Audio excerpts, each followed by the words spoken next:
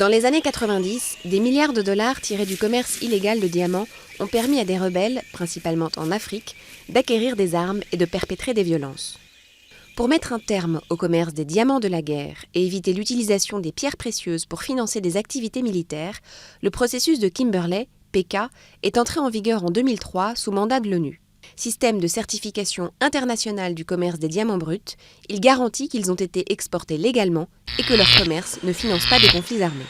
Les pierres sont ainsi contrôlées à chaque étape de la chaîne d'approvisionnement, de l'extraction à la vente au détail. Le PK couvre aujourd'hui plus de 99% de la production mondiale de diamants bruts.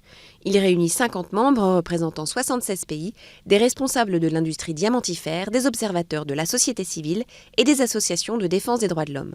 Pour certains critiques, les mesures du processus de Kimberley restent néanmoins insuffisantes à l'égard de pays comme le Venezuela, la Côte d'Ivoire ou encore le Zimbabwe, où les violations des droits de l'homme ont lieu au sein d'un gouvernement légitime et non d'un pays en guerre.